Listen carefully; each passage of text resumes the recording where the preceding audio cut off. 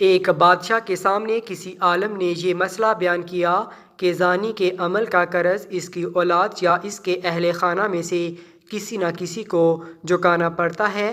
اس بادشاہ نے سوچا کہ میں اس کا تجربہ کرتا ہوں۔ اس کی بیٹی حسن و جمال میں بے مثال تھی۔ اس نے شہزادی کو بلا کر کہا کہ عام سادہ کپڑا پہن کر اکیلی بازار میں جاؤ، اپنے چہرے کو کھلا رکھو اور لوگ تمہارے ساتھ جو معاملہ کریں وہ ہو بہو آ کر مجھے بتاؤ۔ شہزادی نے بازار کا چکر لگایا، مگر جو غیر محرم شخص اس کی طرف دیکھتا وہ شرم و حیا سے نگاہیں جھکا لیتا۔ کسی مرد نے اس شہزادی کے حسن و جمال کی طرف دھیان ہی نہیں دیا۔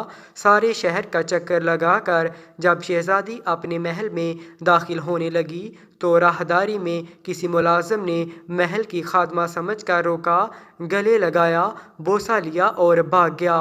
شہزادی نے بادشاہ کو سارا قصہ سنایا تو بادشاہ رو پڑا اور کہنے لگا کہ میں نے ساری زندگی غیر محرم سے اپنی نگاہوں کی حفاظت کی ہے، البتہ ایک مرتبہ میں غلطی کر بیٹھا اور ایک غیر محرم لڑکی کو گلے لگا کر اس کا بوسہ لیا تھا۔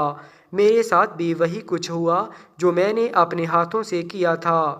ہمیں اس واقعہ سے عبرت حاصل کرنا چاہیے، ایسا نہ ہو کہ ہماری کوتاہی کا بدلہ ہماری اولادیں چکاتی پھریں۔ جو شخص چاہتا ہے کہ اس کے گھر کی عورتیں پاک دامن بن کر رہیں، اسے چاہیے کہ وہ غیر محرم عورتوں سے بے طمع ہو جائے۔ اس طرح جو عورتیں چاہتی ہیں کہ ہمارے خاوند نیکوکاری کی زندگی گزاریں، بے حیائی والے کاموں کو چھوڑ دیں، انہیں چاہیے کہ وہ غیر محرم مردوں کی طرف نظر اٹھانا بھی چھوڑ دیں تاکہ پاک دامنی کا بدلہ پاک دامنی کی صورت میں مل جائے۔